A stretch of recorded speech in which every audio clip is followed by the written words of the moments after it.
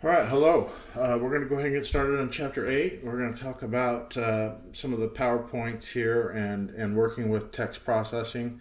Another word for that is parsing and tokenizing. It's essentially how your compiler works or an interpreter works when it interprets code. Is you got to parse the code, the text file, and then you've got to tokenize it, separate it out, and then make decisions based on your tokens. It's also something, heavy readily in user input and output because regardless of where you're at, even if you're in a graphical user interface, if you're getting something typed by the user, uh, such as a numerical value, it's actually coming to you not as a number, it's coming to you as a string or a character array of numbers. And then if you get a number from the user, like they type in the 2 and the 5, and you're trying to process the number 25, you're actually getting the ASCII code numerical value of 50 here, which is the 2, and then the 5 is the numerical value of 53. So you got to take those two bytes that represent those two different ASCII values, and you got to actually convert them to the integer 25. So whenever you're working with input and output, when it comes from the user, it always comes as a string or a character array. Whenever it's output to the user, it always has to be converted back to a string or a character array before it can go to the standard output and print on the screen or your console. And then, of course, when you're working with parsing and tokenizing, the characters that you're always working with is the characters that are on the keyboard. There's 128 of them, 0 to 127. And then, of course, you're going to be parsing and tokenizing these characters if you're building, an interpreter or a compiler. So parsing and tokenizing, working with text is a big deal because everything that you get as input and output from the keyboard of the user is text. And then, of course, it's how compilers are built. So let's go ahead and talk about the PowerPoint real quick, and I'm going to go into a few particulars, and then we're going to go ahead and complete number 10 of your assignment. I believe it's called the word counter. And we'll use the split method, and I may need to rummage around in your book as we build up the code. So let's go ahead and make sure that we kind of talk a little bit about everything with the PowerPoint. And I'm going to go ahead and bring that up over here. So we're going to talk about what's called wrapper classes, and this is important because here is the issue about primitive data types. Often you would, input data as a primitive data, but you need to apply functions to them. The string class we have, when you build the string class, you can directly apply a function or several functions to them. So this wrapper class is just essentially it extends the capabilities of your primitive data types, and so it's an object that's off to the side that you can use, and you can pass it that data. So even integers, most of these for the most part you can consider as objects in Java. So actually, you know what? Let's go back to the PowerPoint here. So that's kind of the idea of wrapper classes. Is you use the class name itself to operate on a string, or you use the character class name to operate on a char, or the integer class name to operate on an int or integer wrapper, not class name. So you get a wrapper class for all your primitive data types, and so essentially what you can do is it's all built so that you can do operations, common operations on those primitive data types. Because no matter what, everything in the computer is a number. Even your images are a series of numbers. So it always comes down to straight, literally, ones and zeros. So when we start taking things like the ASCII code and we have letters, well, the letters need to be assigned a numerical value, such as the capital F is assigned the numerical value 70. And you can go back and forth between those numerical values using typecasting. So there's a lot of functions that are given to us to use to manipulate and work upon our primitive data types in Java. In fact, every language has that capability. Or most of these functions that you're looking at are fairly standard. They're standard. They're standardly available for pretty much all languages. There's some of them are, as far as different languages are concerned, some of them are implemented in different ways. So let's go ahead and go back to our slides here. Let's see. So here is some of the wrapper methods for the character class. You can create a char, you can detect if it's letter. You can actually just build this yourself. This wrapper class, you can build this yourself. So you just take the char and you convert it to an integer, and you look at it, and if it's between a specific numerical value in the ASCII, ASCII code, it's a char. So these functions are very simple to build. You just take the character, the char, convert it to its integer value. And so let's say that we enter, we have a char, and in fact, let's say that we're going to go ahead and let's just throw it in here. And what we'll do is we'll do a char chr equals, let's say, the numerical value 2. And what we're going to do is we're going to look at that char and see if it's a numerical value or if it's a number, because it could also be assigned as an A. So most of the things that you'll be looking at for char data types is, is it an alpha?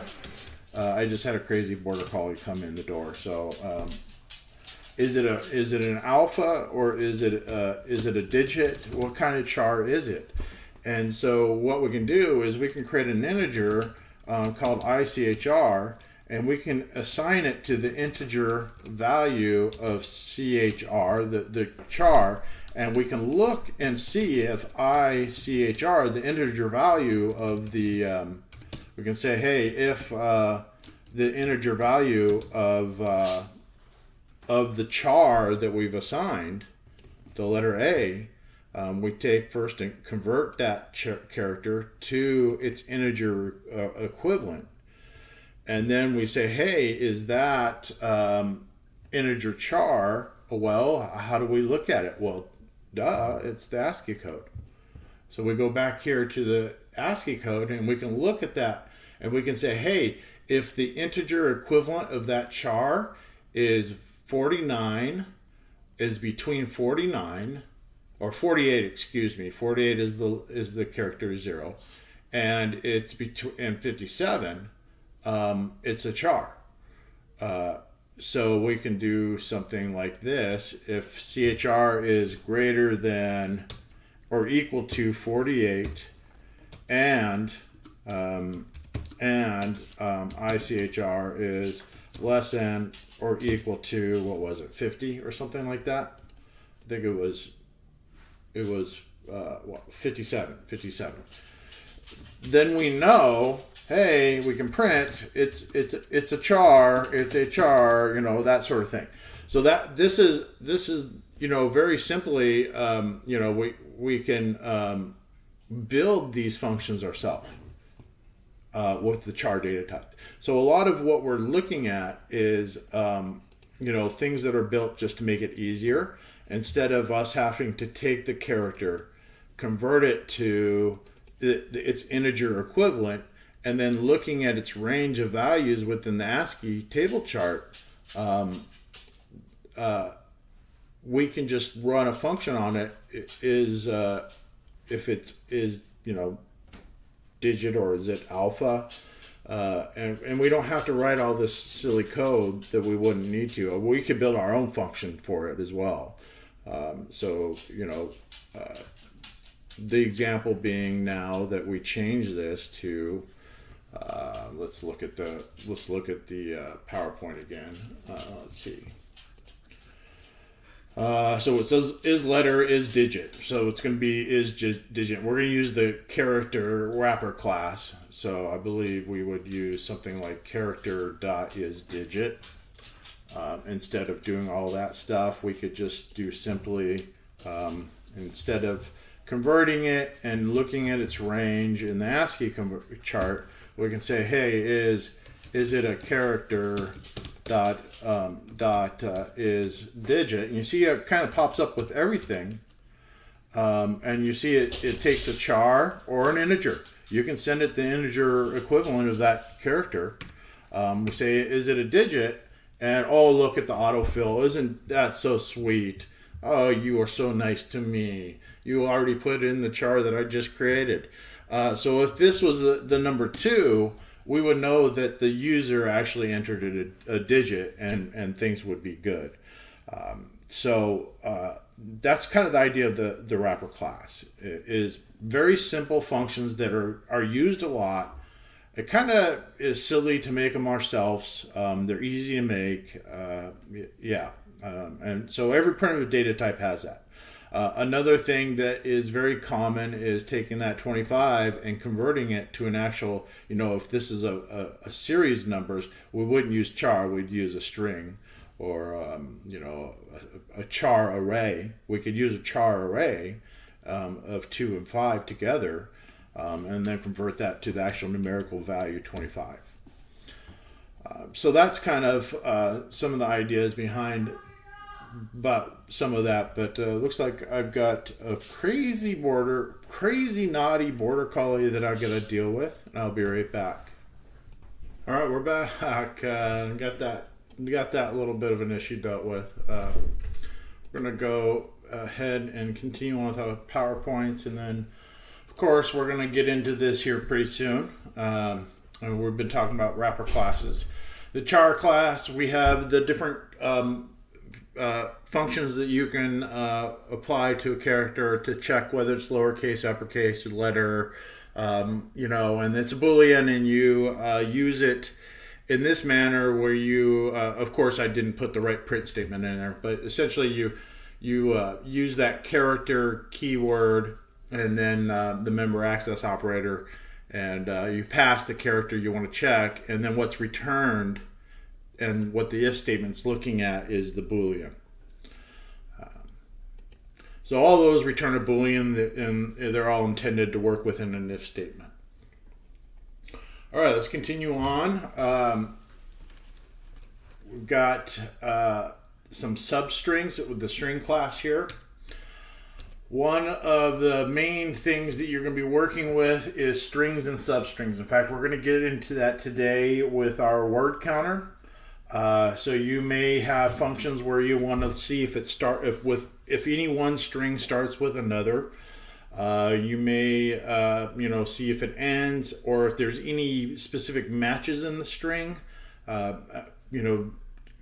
Essentially you're looking for keywords when you parse and tokenize. And of course we're going to play with substrings and splitting strings here in a little while. So there's all kinds of different functions you can work with on strings. And let's see what we got here. So another thing that you would want to know about is, hey, where in the string does this keyword begin with, and how large is it, so that you can parse out strings within a string. And extracting substrings, here's an example. We could decide that we want to look at the substring, 14 characters of a substring, and it would grab the first 14 characters of substring. And you know, there's all kinds of ways of manipulating strings.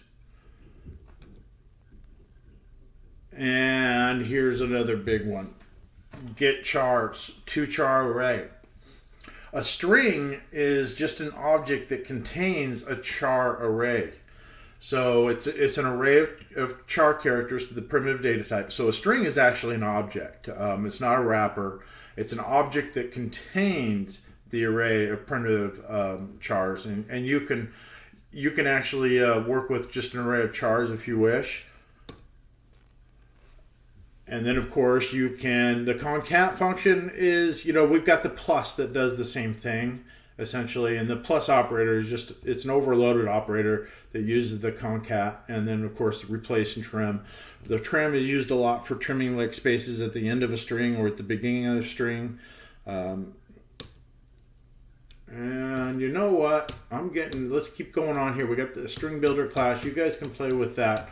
I want to kind of get into having some fun here. I don't want to get too, here we go, string tokenizer.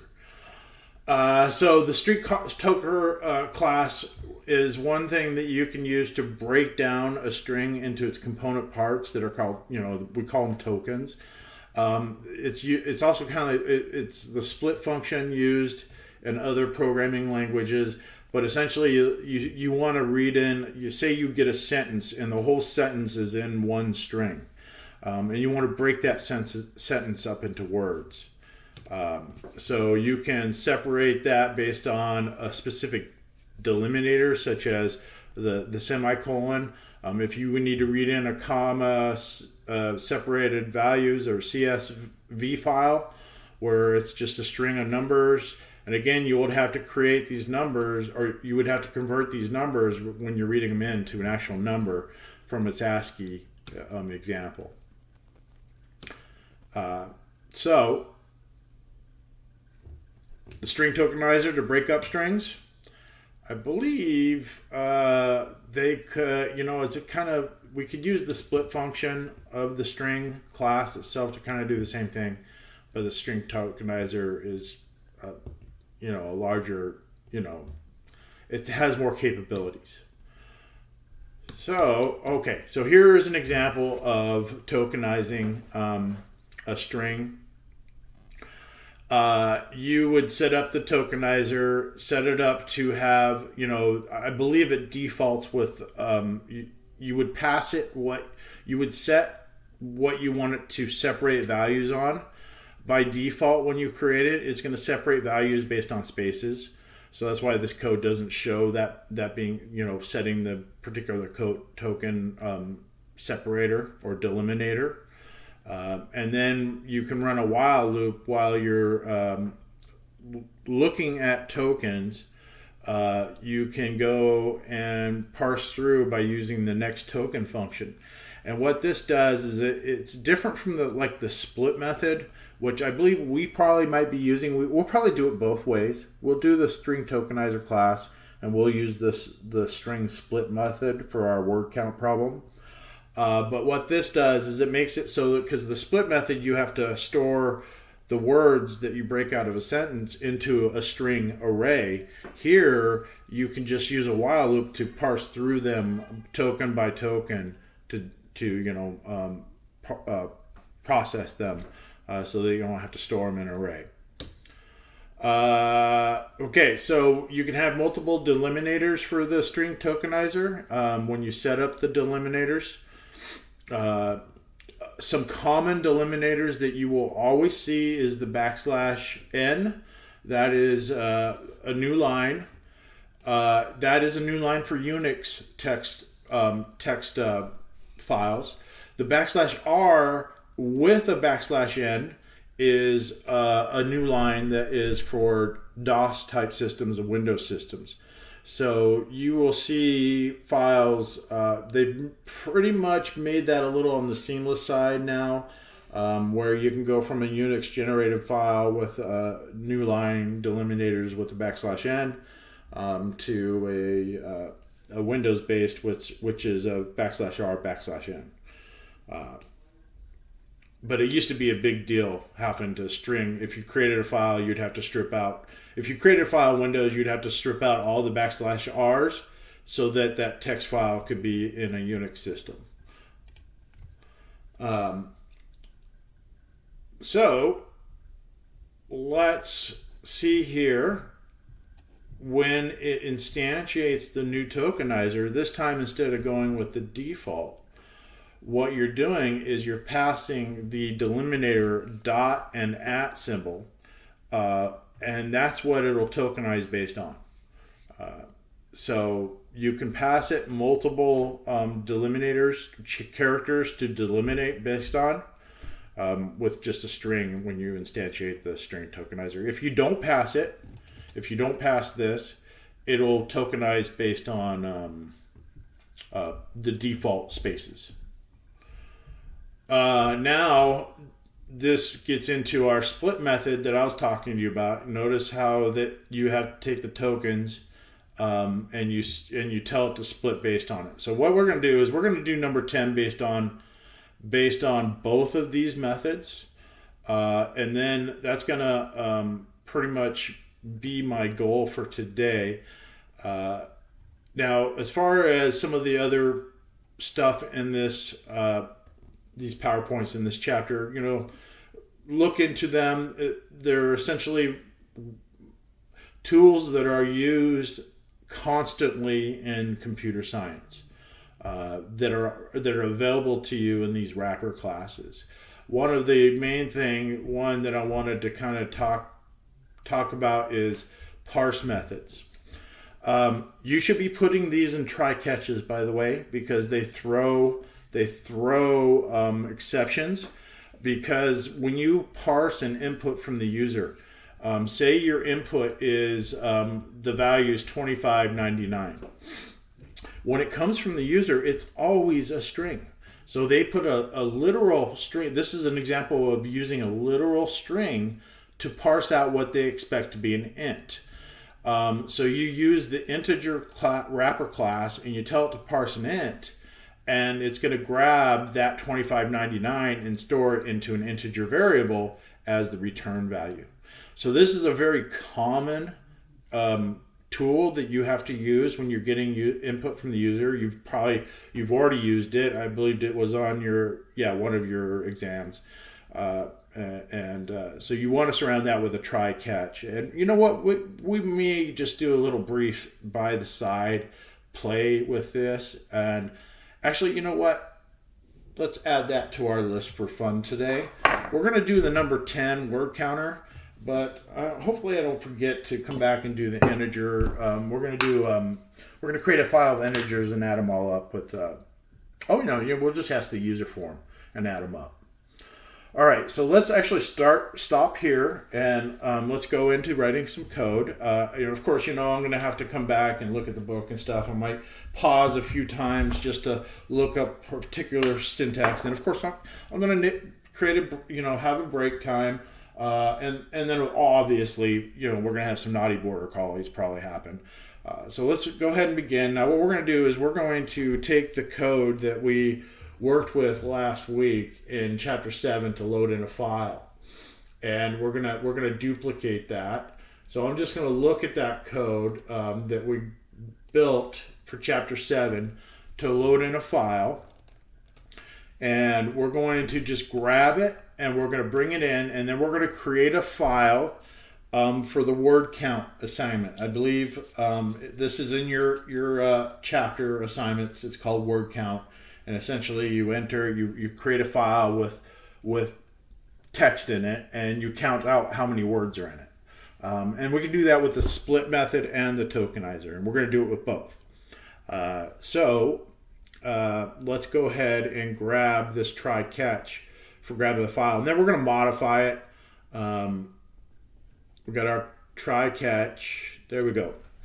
Let's just take that over to our chapter 8 Java, and let's drop it right into our main. Okay. Please put in the import classes for me so I don't have to mess around and monkey with that. Oh, I love you. Thank you very much. And Now let's get into a few things that we're going to be dealing with. Actually, let's comment this out. And what we'll do is we're going to just read in all the data in the file, all the text. So we may do a full file read-in of the text. Of course, I'm going to be looking at that. So we're going to call this words. We're going to call this words.txt. And I'm going to go ahead and create that in our project folder. I believe I put words. I'll look at the chapter 7 on where I put. I'll just go to the chapter 7 folder, grab it out where I put it in there, and rename it words.txt. So all this stuff is pretty much going to go away. We are going to say that there's some kind of problem here. We'll change that to chapter the class name to chapter 8, I guess, is an error. And you know what? Let's just blah. No, yeah, I like it. Let's just go ahead and do that. We'll do that chapter 8. The class that we're working with up above.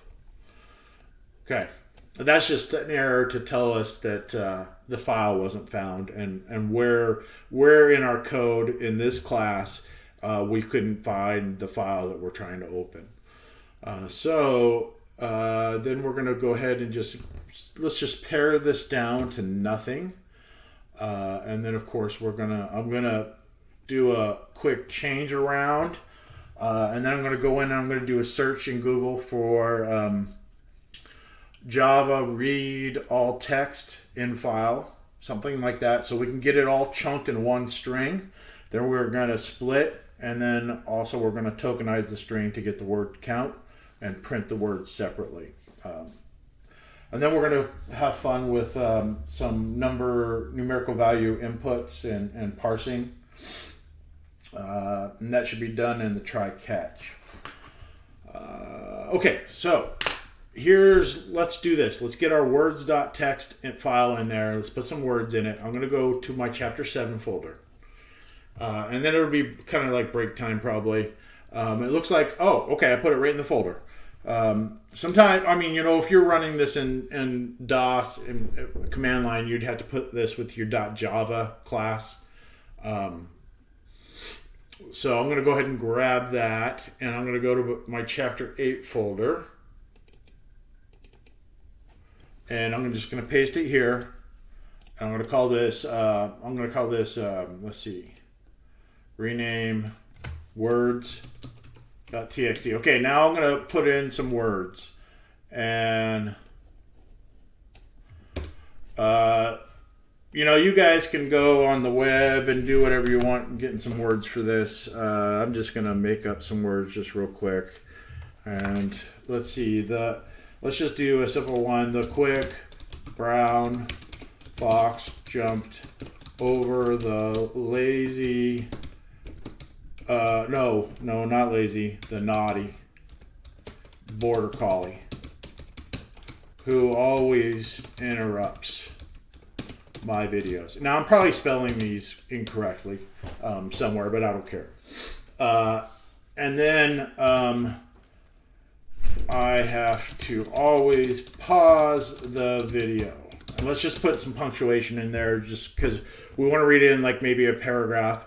And what are the delimiters we're going to have to add for our split is we're going to have to deal with the period delimiter as well. So what we want to do is we want to delimitate based on spaces, but we probably might want to strip these periods out or something like that. So let's go ahead and save this. And let's just run this and make sure that we are actually able to open up our file. We want this output file opened. We don't really need this. We're going to go to a different method of reading the file. We're going to read it all. We're going to chunk it all in one thing. Then we're going to close it. So I'm going to go ahead and just run this and see if we get an output, the file opened. And then that'll be good enough for us to kind of come back. I'm going to do a search for, just grabbing. Okay, we're good. I will be back in a little bit. Okay, I found a good one from Geeks for Geeks. I just put in a search, Java read file into string. They have a pretty good method here. Yeah, and by the way, there's like 10 ways to do this, probably even more. So this one, I kind of like this. What we'll do is we're going to chunk this into our try catch and just kind of see if it works. And if it does, we're going to use that as our file reader. So we probably don't need a lot of this stuff. So what I'm going to do is Control V that. Now, do they have a close method for this? Because I think this is an interesting way of doing things. It looks like it doesn't use a close. I still want to put it into try catch because it's definitely going to have a path not found throw error probably. So we'll try that out and see what happens. If not, we may have to go back to the drawing board and play around with it some more. But this, definitely do not do things this way. Please do not do things this way. This is just horrible. Yeah, use implicit file direction. All right.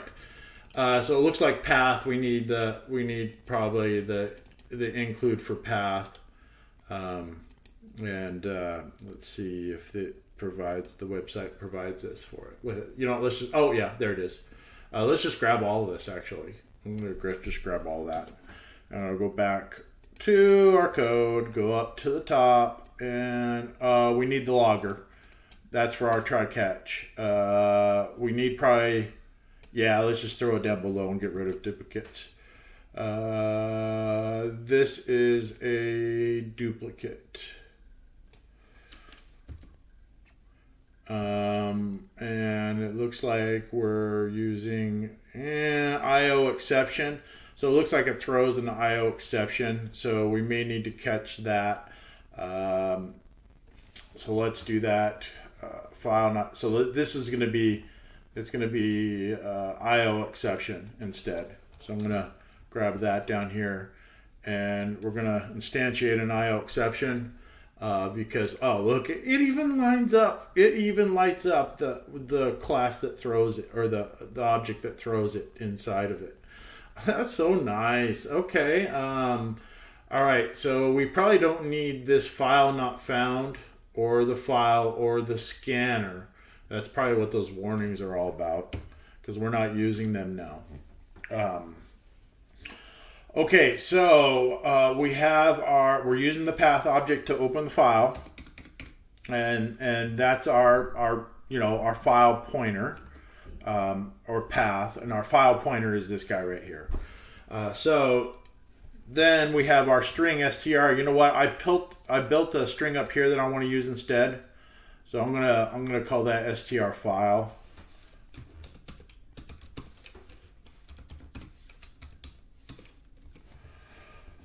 Okay, and then hopefully this actually works. We're gonna find out. That would be cool. Then we can just kind of move along and have some more fun. Let's see.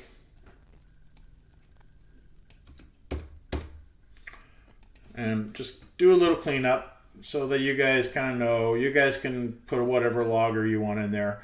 This is where I would actually do this, is I would actually replace this with ex.message or something like that. Thrown ex. Yeah, well, whatever. All right, let's play. Let's see what happens. There it is. It output. You just gotta love Java. 15 different ways of doing the same thing. And yeah, very, very slow and inefficient, but very easy to work with and come up and do rapid application development that works across multiple operating systems.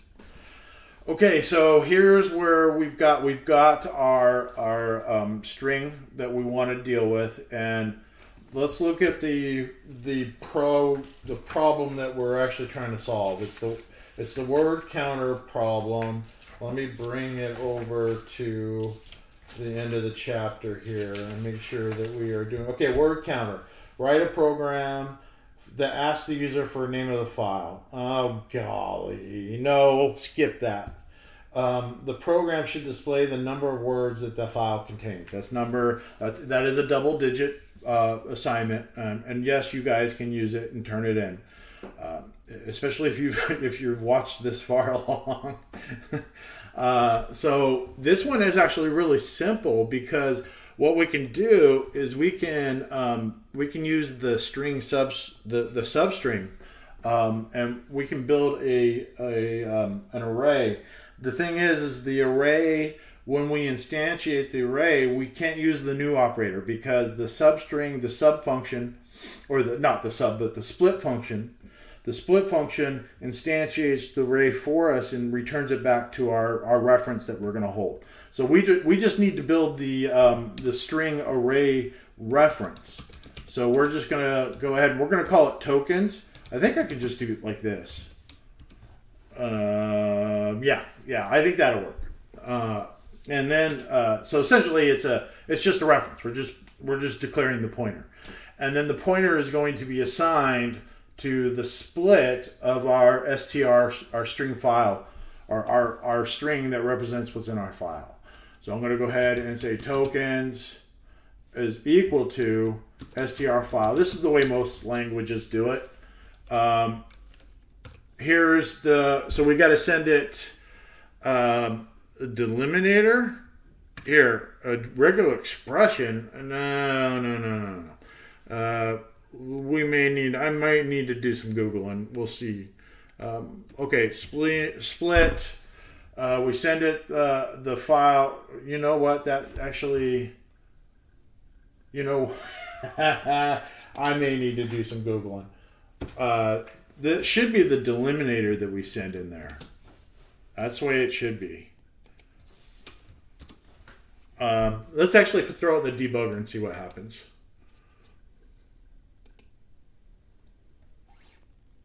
Okay, so we open up the file. We read in the file. So we look at str file. We go down here in our autos. Here's our string. We should be able to tokenize that, and so when I step over, the tokens should be instantiated. And we look at it, length 22. I think it might have worked. So yeah, it does work yep, there it is. Okay. Yeah, pretty much like all other languages. You know what I would do in here is I would actually, let's see if I can add another delimiter, because it's delimiting based on the dot or the space, but we've got periods in there. So what it would do is, you see right here, video has the period in it. We could go in and tell it to trim all periods if it's in there. But let's see if video has the period in it after we run this again. So I'm going to hit stop, and it may not work this way. We may need to send in an array of delimiters. Let's see how well it does. I'm thinking that we have to send in an array of delimiters. That's the way most languages do it. Let's see. Okay, 22. Look, see, you took the V out of video. That's hilarious. It took the... Oh, that is just not good. Okay, so I'm gonna have to, I'm gonna Google that split method, but in all reality, we're looking for the word counter. We could just run through every token, and after this is done running, we can remove the dot. Let's do a search for Java split delimiters. Java split delim. How to split it with delimiter. So basically, what I'm looking for is an example where we can send it a char array. So we can send it multiple delimiters. I don't know if we're going to be able to find that. So right here is an example where it does it based on a comma. We could just trim the period out of everything. Oh, there it is. There's the example. Okay, so it looks like they put brackets around the multiple delimitors. Oh, no, the bracket is a delimiter. That is interesting. Oh, it did not like the way I did the spacing of it. Okay, you know what? This is kind of interesting way of working with the split method, but it just goes to show that that's probably why we would want to use the string tokenizer class, is so we have more control over this. It looks like, let's just go ahead and copy what's in here and modify it to what actually, you know what?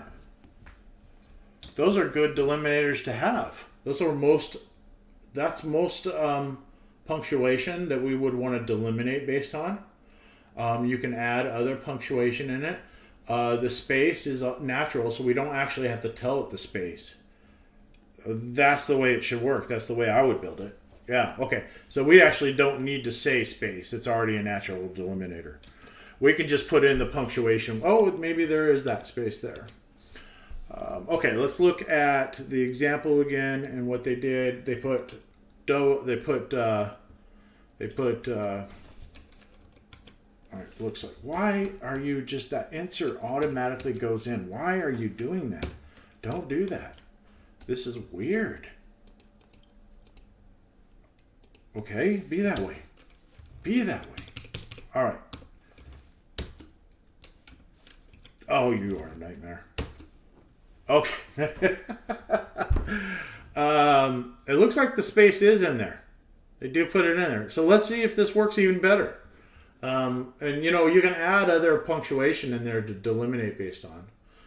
So let's go ahead and run the debugger again. And you know what? If it doesn't work better, I'm going to let you guys fiddle with it.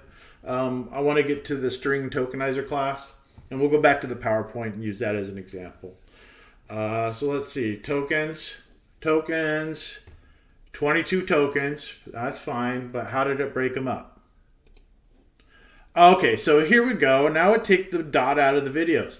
So you can add, we would want to add like things like exclamation. Okay, so when you guys do this with, like, maybe you grab a paragraph from the internet and you throw it in, throw in all your other,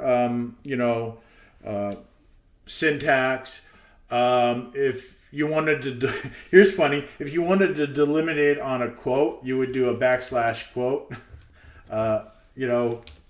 You probably would do it like that. So that you would use the escape sequence here to tell it, no, you really mean a double quote, and it's not the double quote that's actually in the code. So you do this all the time when you're working with injection. SQL injection, code injection, cross-site scripting, all kinds of crazy stuff like that. We call it an escape sequence. So if you're going to delimitate based on quotes, you would do it that way. Okay, so to print out the answer, then what I would do is I would output system.out.print, and I would say there are blah plus tokens.count or .length, which is an integer, so it'll automatically convert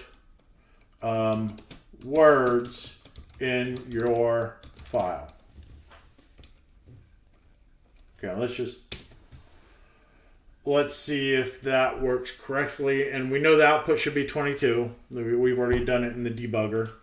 It looks like the split method is working appropriately. So let's go ahead and run this. There are 22 words in your file. Wonderful. Sweet. Good stuff. Okay, let's do it with the other example. And you know what's coming. It's break time.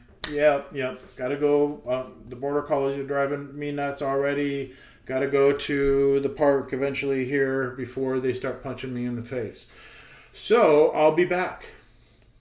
Okay, and we're back. So what I did is we're going to actually do an example here called, the string tokenizer. So I did a search for Java string tokenizer, and I'm going to take this one, Geeks for Geeks. And so I'm just going to grab, it looks like we need the utilities import. We probably already have it in that example. So, okay, fine. No. All right, crazy border collie already. I'll be right back. I'm going to leave things running though. Come on.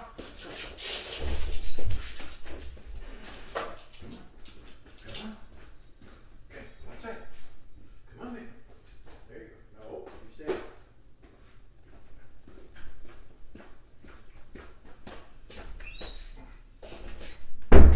Okay, so let's grab this code and play with it. We're going to just grab this bit right here.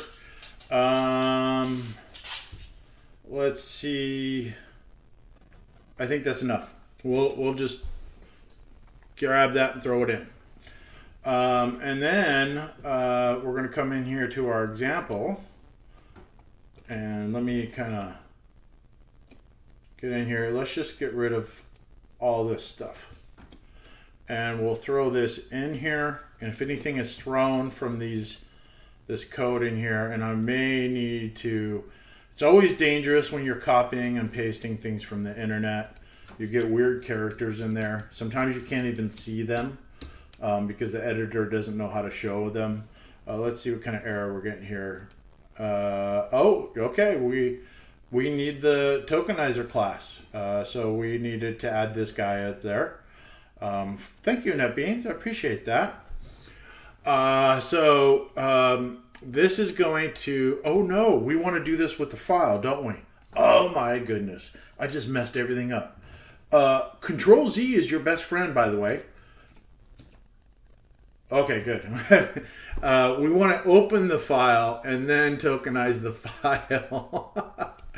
Oh, geez, I'm getting a little crazy. All right. Let's go up here now. We got that code. We got our file opened. And we're going to instantiate a new tokenizer. But we're not going to put in this literal string. We're going to put in our tokenizer. And then we're going to put in our delimiters. So let's do Control Z again because we already had the delimiters in our code that we used, our split code. So we're going to come back and use that again. All right. Now we might be moving along. Okay, we got our string tokenizer class. We're going to take that out. We're going to do it with spaces first. Then we may, but this is going to be our str file. And let's just comment this out because we're not going to be doing it with the split method anymore. There we go. Tokenizer, yes, we got to add that again. Let's go over here, click on it, and have it add the thing for us. Oh, it does not like me anymore. Why are you doing this? Oh, because I got this error up here and it doesn't know what this is. Okay. And then, okay, now we should be able to have it auto for us. Okay, now we're gonna have to include string tokenizer. So let's do this. I think it's, what was it? It was include string token.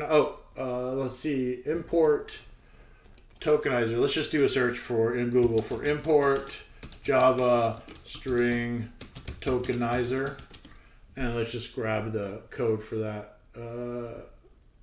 Maybe Geeks for Geeks? No, we're looking at that. Java point. There we go. Import. Oh, it's a utility from there. Okay, that's fine. All right. So let's get that in there for our import. Get rid of your white space that you can paste in. That could be weird characters. So we got our tokenizer class in. Now we are still having an issue. Oh, str file was the error. Okay, there we go.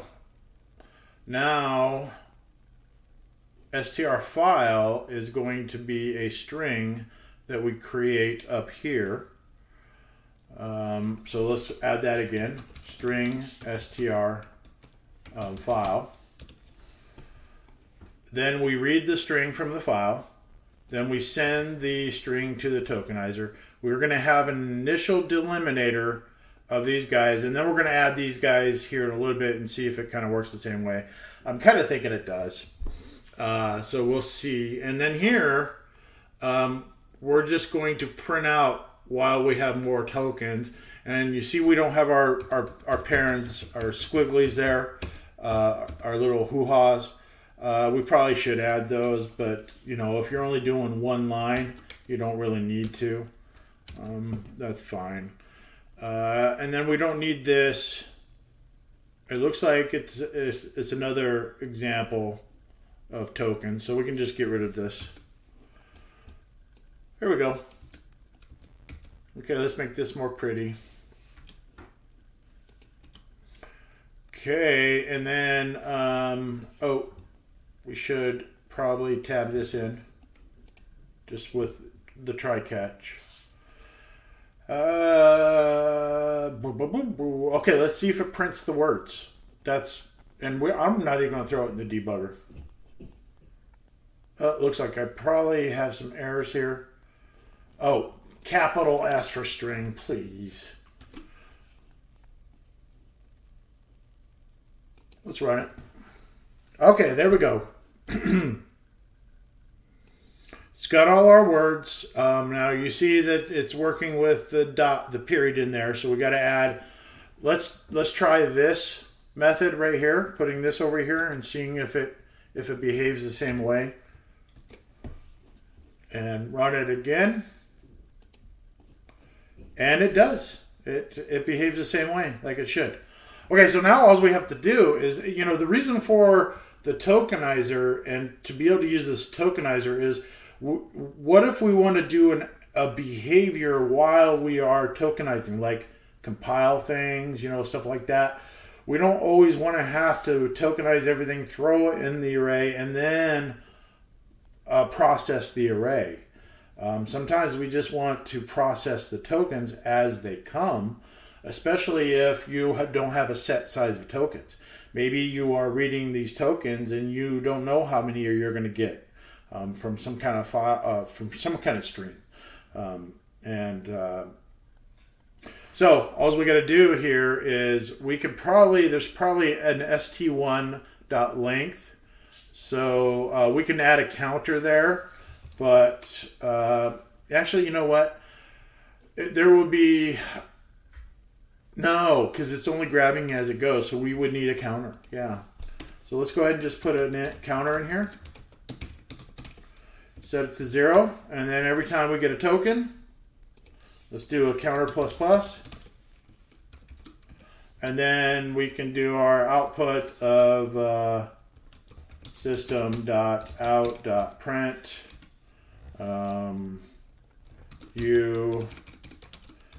You have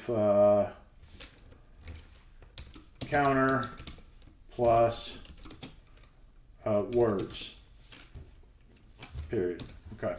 All right, let's run it. We don't need to print it out each token.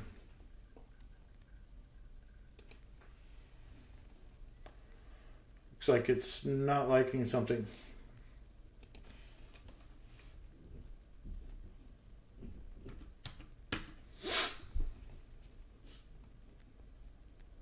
Again, we might have to do, there's probably something wrong here.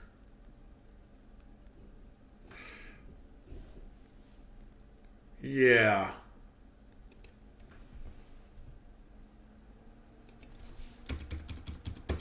Did I print string?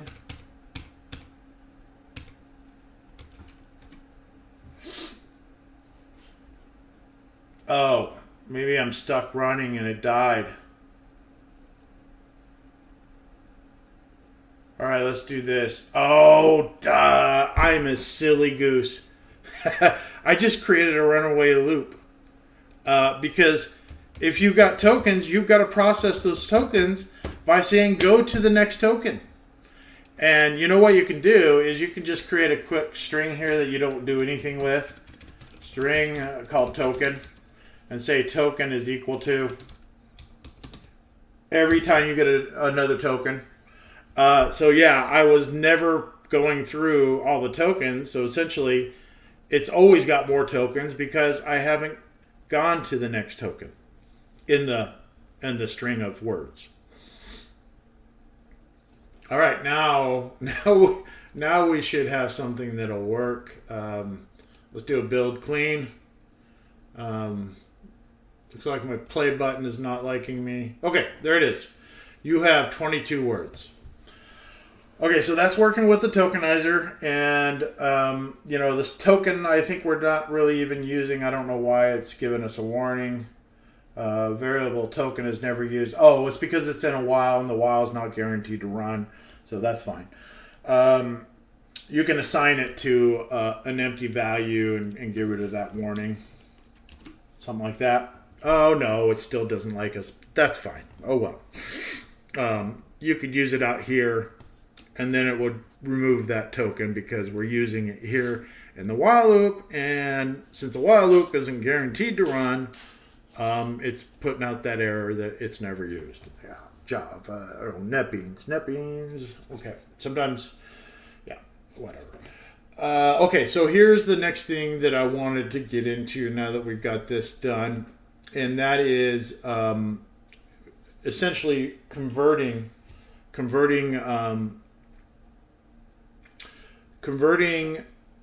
numerical values to numerical values that are entered as text to an actual integer. And that's covered in your PowerPoints here. Let's see, right here with the parse function. Now you want to make sure that you do this in a try-catch block. That's the thing, is because if you try to parse an integer but you put an alpha character in there, it's gonna throw an error. So let's go ahead and let's get rid of all this stuff. Because we're just gonna play with this, and now that that's all done, I'm just gonna get rid of it. And let's say here that we're gonna do this. Oh wait, no, Control Z. Let's go grab that code from the PowerPoint, which is really a dangerous place to grab code. Let's just grab that. Maybe you need to right click on it and say actual copy. Now I'm going to go in here and I'm going to paste it. See, he does not like me copying that code for some reason. I do not know why. Why won't you let me copy this? So typical. Let's just do this. Let's just write it in. Int v equals to integer dot parse int, and then we're going to put the value 2346. But here's what we're going to do. We're going to screw it up. We're going to simulate a bad input by the user when you ask them for a number, and they actually accidentally put in an alpha character. So this is where you want to catch your exception or have some kind of try-catch block. And it looks like we probably, the exception that we're catching is probably not liking us. So we want to go with a try-catch block for a parse. So let's do a search for Java try-catch parse. Java try-catch parse.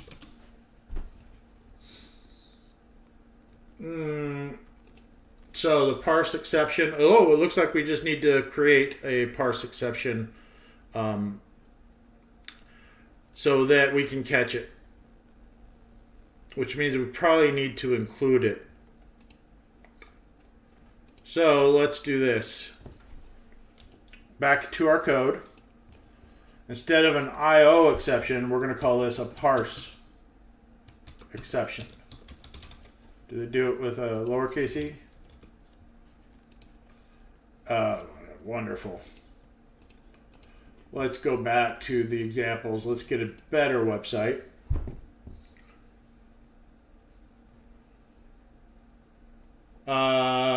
Treehouse. Let's see if they got something good.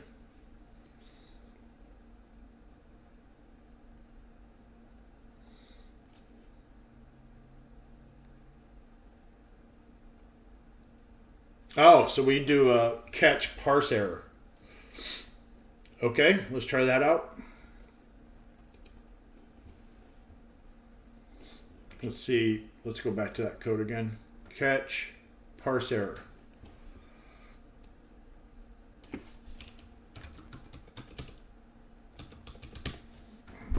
You know what? I'm going to go play with this, get it set up correctly, and then we'll talk about it. Be right back, guys. Okay, we're back. It's the number format exception. So we're going to go ahead and when you do a parse int, you do your try catch around it so that you can catch the number format exception when somebody tries to put the alpha inside of an input. And then, you know, what this will do is it'll output to your console this particular error down here where it says, you know, hey, what class did this happen in? Is this a big problem? Yes or no? No, whatever. But essentially, it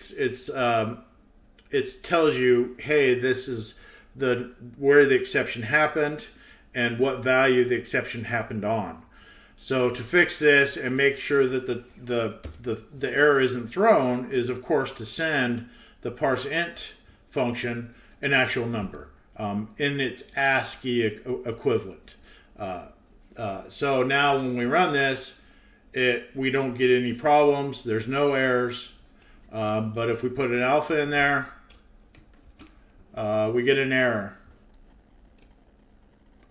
But the whole idea of this is so that we can take this ASCII value from the user and do things like v is equal to v plus 25, and then you know, let's say that this guy is 200